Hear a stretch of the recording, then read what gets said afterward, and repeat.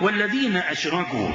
فخذ وصفهم من خالقهم ولا ينبئك مثل خبير. الفعل ماذا الذي سمعتموه والذي نقف معه هذه الوقفات؟ هل سيسلم لهم؟ بمعنى هل سيخربون المسجد الأقصى ويقيمون على أنقاضه هيكل سليمان؟ القاري والمناوي تكلموا في هذه المسألة، وأنا أنقل لكم بعض الكلمات حتى نكون على بصيرة وحتى نكون على بينة. في شرح حديث معاذ بن جبل رضي الله عنه قال: قال رسول الله صلى الله عليه وسلم: عمران بيت المقدس خراب يثرب، وخراب يثرب خروج الملحمة، وخروج الملحمة فتح قسطنطينية، وفتح القسطنطينية خروج الدجال. ثم ضرب بيده على فخذ الذي حدثه أو منكبه، ثم قال: إن هذا لحق كما أنك هاهنا أو كما أنك قاعد، يعني معاذ ابن جبل. قال القاري: إن المراد بالعمران الكمال في العمارة. الكمال هذا بالنسبة لبيت المقدس، كمال عمارته، أي عمران بيت المقدس كاملا مجاوزا الحد، وقت خراب يثرب. وكان هذه العلامات وهذه الأمارات متلازمة على مثل هذا النحو. فإن بيت المقدس لا يخرب. أنا أنقل لكم كلام القاري واجتهاده وفهمه لحديث النبي صلى الله عليه وسلم أنه لا يخرب، أنه لا يخرب. وأنت تسمع الأحداث وتطالعها، لابد وأن تكون على بصير. لا اليهود ولا الأمريكان يقولون للشيء كن فيكون، لا، والدلائل على ذلك كثيرة. خذ الأحداث الأخيرة، أحداث العراق وغير العراق، لا يقولون للشيء كن فيكون. صحيح هي تحديدات، وأن في يوم الثلاثاء بداية العمل على هدم المسجد الأقصى، ومحاولات لابد من التصدي، لابد من التصدي. لا، إن كنا نعجز كأفراد فالمسألة تفترق. بالنسبة للدول والخلافة موضوعة لإقامة الدين ولسياسة الدنيا به، وحتى لو كنا ضعفا الواجب علينا أن نأخذ بأسباب القوة، ما نستمرئ ضعفا، ما نكرس للواقع السيء.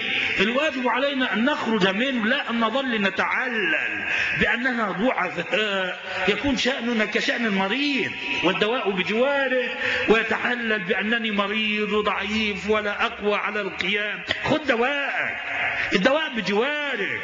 لا تكن كالعير بالرمضاء يقتله الظما والماء فوق ظهوره محموله. لابد من أخذ الدواء، ولكل داء دواء، ودواء هذه الأمة بأفرادها بحكامها ومحكوميها في العودة الصادقة لكتاب الله ولسنة رسول الله صلى الله عليه وسلم.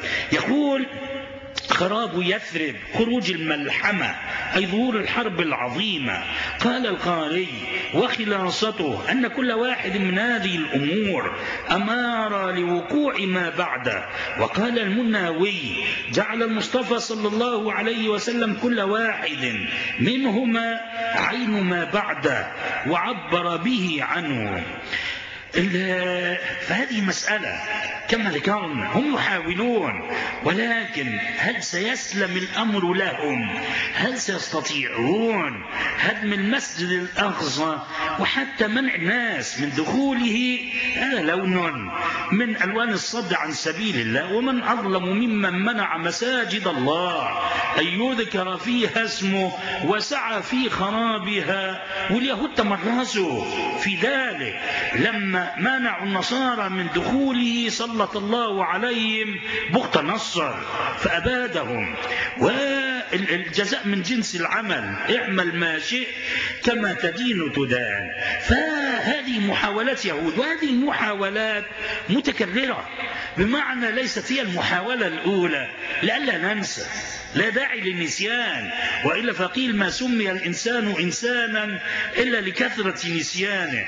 محاولات كثيرة وعديدة ننقل بعضها من جملة هذه الأحداث ما فعلوه سنة 1929 ميلادية عندما حاول اليهود السيطرة على حائط البراق وحرق المسجد الأقصى في عام 69 و1900، وأحداث النفق أسفل منه عام 96 و1900، إلى اقتحام المجرم شارون ساحات المسجد الأقصى المبارك في عام 2000 ميلادية، واشتعال أحداث انتفاضة الأقصى في 2000، ثم استمرار وتيرة الاعتداء والإجرام في أرض فلسطين ضمن مخطط يهودي تكشف تهديدات المتطرفين باقتحام المسجد الأقصى. اليهود كما ذكرنا لا يأبهون، وإلا فحتى في أحكام الاتفاقات الدولية والأمم المتحدة أن الآثار هذه لا تضم، أن الأراضي المحتلة لا يصح أبدا الاستيلاء عليها وضم مقدساتها وضم تراثها، هذا لا يجوز حتى في الأعراف الدولية. ولكن اليهود شغل القوي على الضعيف كما يقولون، حكم الغابات، حكم الغابات. وإلا فماذا تنتظر من واحد يرى نفسه أسدا أمام نعامة وغير نعامة، والبعض يتورى خجلا والبعض يلوح بغصن الزيتون وباستلام الخيار الاستراتيجي، الخيار الاستراتيجي. ما شأن يهود إذا ما سمعوا هذه الكلمات وعندهم عقيدة وعندهم بغض وعندهم عداوة متمكنة لهذه الأمة إلا أن يسعوا استيلاء للبلاد على البلاد وعلى العباد، ونقل لنا من واقع سيء لواقع أسوأ، لواقع أسوأ، وهذا هو شأنه. متمرسين في ذلك، متمرسين في ذلك. في سنة 48 كانت الهدنة ومطالبة بإدلاء يهود، ثم كانت حرب 56، حرب 67، حرب 73، وفي كل مرة كانوا ينقلون الأمة من واقع سيء لواقع أسوأ. بمعنى مثلا في 73 كنا نطالب بالعودة ل67، لحدود 67. نسينا، سرعان ما ننسى. وأين الكلام على 48 و6؟ في كل ذلك تم نسيانه. ولربما كما شأنهم كشأن الحرامي أو السارق إذا ما استولى على شقته تطالبه أنت بالخروج. ولربما وقفت وقفة جسورة، ماذا يصنع هو؟